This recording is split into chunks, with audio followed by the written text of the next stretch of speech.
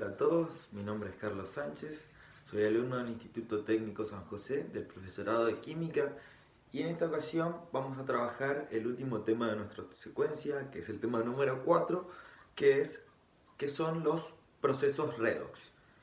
¿Sí? Bueno, antes que nada, para empezar a trabajar con los procesos redox es necesario que entendamos un término muy importante, que son los estados de oxidación. Ahora vamos a ver lo siguiente. Bueno, para asignar los estados de oxidación debemos tener en cuenta lo siguiente. Cuando tenemos un elemento, como puede ser el aluminio, el hierro, el oxígeno diatómico o el hidrógeno diatómico, ¿sí? El estado de oxidación de estos elementos que van a estar neutros siempre va a ser 0. ¿Sí? Bueno, pasamos al siguiente. Cuando tenemos casos de iones, ¿sí? Que son átomos con cargas, como por ejemplo el aluminio 3+, el hierro 2+, ¿sí?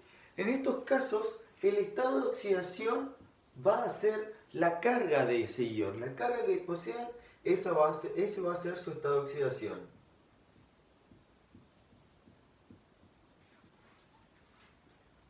Ahora, cuando tenemos metales alcalinos, ¿sí? Que son los que están en el grupo 1, ¿sí? Estos siempre están con estado de oxidación +1. ¿Sí? Ahora, con los alcalinos térreos, el estado de oxidación va a ser +2. Recordemos que los metales alcalinos térreos se encuentran en el grupo 2. ¿Sí? Y ahora vamos a pasar al caso, ¿sí? Del oxígeno y del hidrógeno. ¿Sí? Pero antes voy a borrar la pizarra. Bueno, ahora vamos a explicar el caso de los hidrógenos y oxígenos. ¿Sí? Bueno, en el caso del hidrógeno podemos tener dos variantes de estados de oxidación. ¿Sí? Cuando el hidrógeno está formando un ácido, ¿sí? El estado de oxidación siempre va a ser +1. Ahora, si el hidrógeno está formando un hidruro, ¿sí? El estado de oxidación de ese hidrógeno va a ser -1. ¿Sí? Ahora vamos a ver el caso del oxígeno. El caso del oxígeno, la mayoría de las veces el estado de oxidación del oxígeno es -2. ¿Sí? Cuando forman óxidos y demás. Y en el caso número 2 tenemos que su estado de oxidación es -1. Esto sucede cuando se forman peróxidos.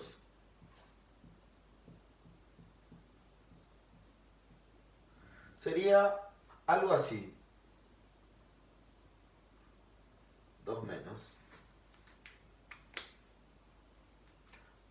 Muy bien. Ahora que ya tenemos más o menos claro cómo asignar los estados de oxidación, es muy importante, que es muy importante para entender los procesos redox, vamos a pasar ya a lo que es los procesos redox y lo que es oxidación y reducción. Bueno, en primer lugar vamos a hablar de qué es la oxidación, ¿sí? ¿Qué es la oxidación? Bueno, es el hecho de que una sustancia o un elemento químico, ¿sí? Pierda electrones. ¿Cómo puede ser eso? Por ejemplo, el óxido que se produce en los utensilios de metales, como por ejemplo el hierro.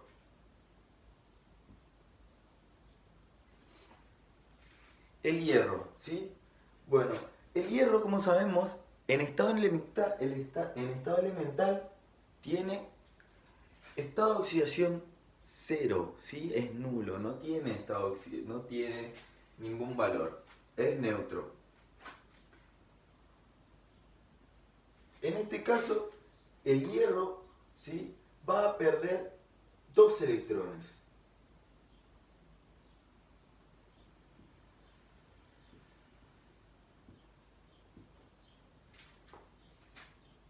¿Sí?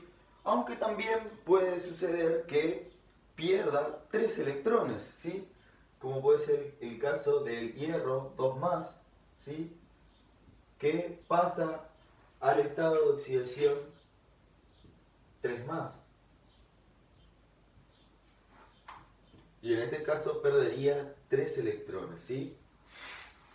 Estos estados de oxidación, ¿sí?, suelen coincidir con los números de valencia, ¿sí? Y está ligado a otro tipo de reacciones que son las que vamos a ver enseguida, ¿sí? ¿Cómo puede ser posible de que sigan así estos elementos, estas reacciones, ¿sí? ¿Qué pasa cuando el hierro pierde electrones, ¿sí? ¿A dónde van esos electrones? ¿Qué sucede con esos electrones? ¿Sí? ¿Podemos decir que se juntan y se acumula una gran masa negativa? No, eso es imposible. Y alguien los tiene que tomar, ¿sí? Y es precisamente el oxígeno quien toma esos electrones, ¿sí? Y cuando una sustancia toma esos electrones que uno los libera, ¿sí?, es un proceso que se conoce como reducción, ¿sí? Y es el proceso contrario a la oxidación, ¿sí? Este proceso en el que uno se oxida y el otro se reduce, ¿sí?, es un proceso que no se puede dar el uno sin el otro, ¿sí? Y esto da como resultado un proceso que se conoce como redox, ¿sí? En este contexto, ¿sí?, es el oxígeno quien recibe estos electrones. Ahora vamos a mirar un ejemplo y vamos a entender un poquito de más cómo se suceden estos procesos, ¿sí? Ahora bien, cuando nosotros realizamos una reacción redox, ¿sí?, lo primero que tenemos que tener en cuenta es que se producen dos semi-reacciones, ¿sí?, para que se produzca una reacción molecular que esté en equilibrio, ¿sí?, y que esté balanceada. Porque recordemos que los procesos redox son muy útiles para el balanceo de ecuaciones. Ahora bien, como dijimos, el hierro es el elemento que se oxida. Entonces, en la hemireacción de oxidación, ¿sí?, tenemos al hierro. En este caso vamos a hacer saltear un paso, ¿sí?, que es el que mostré anteriormente, en donde el hierro elemental, ¿sí?, que tiene estado de oxidación 0, pasa al hierro 3 más.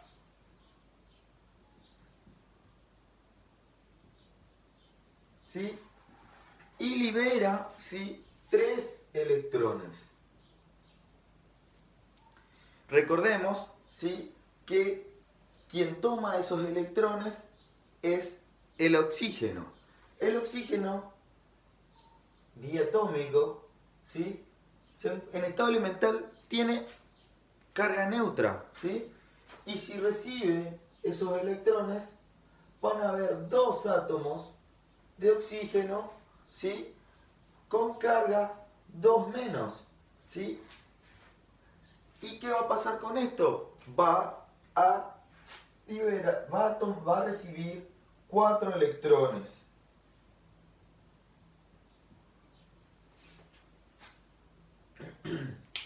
Ahora, ¿qué es lo que sucede? Como no tenemos una igualdad entre la cantidad de electrones, esto nos lleva a pensar que tenemos que hacer un cálculo, ¿sí?, para que estas ecuaciones, ¿sí?, estén igualadas.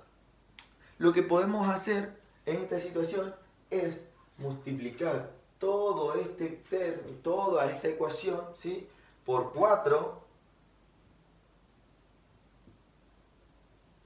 ¿sí?, y esta ecuación, esta hemireacción, multiplicarla por 3, ¿sí? De modo que la multiplicación de electrones nos va a dar 4 por 3, 12 electrones, y en este caso 12 electrones que son los del oxígeno. En ese momento se pueden, ¿sí?, anular o simplificar, ¿sí? Y lo que nos va a dar como producto, ¿sí?, haciendo las cuentas, ¿sí?, es 4 por 1, ¿sí?, 4 hierros, ¿sí? Y vamos a multiplicar el oxígeno. 3 por 1, ¿sí?, van a ser 3 oxígenos, ¿sí? Recordemos que esto está en estado elemental, o sea que su estado de oxidación es 0, ¿sí? Que va a producir 4 por 1, vamos a tener 4 hierros, ¿sí? Y abajo tenemos 3 por 2, 6 oxígenos. Es decir, que con 4 hierros, ¿sí?, y 6 oxígenos podemos formar 2 óxidos de hierro.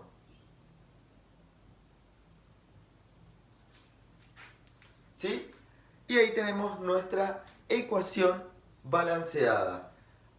Podemos verificar esto de la siguiente manera. Recordemos que el estado de oxidación del hierro va a pasar a ser 3 más, ¿sí? Más 3. Y el estado de oxidación del oxígeno, ¿sí?, es menos 2. Si multiplicamos 2 por más 3, ¿sí?, es más 6. Y 2 por menos 3 y 3 por menos 2 es menos 6. Esto va a dar un equilibrio de 0, ¿sí?, en la suma algebraica entre 6 y menos 6 da 0. Entonces podemos decir que hemos terminado con nuestra ecuación redox, ¿sí? Pero estos no son todos los casos en que se pueden dar, sino que también tenemos las reacciones redox que se dan en distintos medios, ¿sí? Pueden darse en medios ácidos y pueden darse en medios básicos. Bueno, y para ir cerrando, ¿sí?, el video de la clase de hoy, vamos a aclarar un poquitito cómo se dan en los medios ácidos y en los medios básicos, ¿sí? Primero, lo que hay que tener en cuenta, ¿sí?, cuando estamos en un proceso redox que se encuentra en un medio ácido, ¿sí?, va a ser la presencia justamente de un ácido, ¿sí?, en la reacción, ¿sí? Generalmente, o sea, lo que suele suceder es que se encuentra entre los reactivos, ¿sí? Y como un ejemplo de ellos puede ser, por ejemplo, el que se usa comúnmente, el ácido clorhídrico, ¿sí?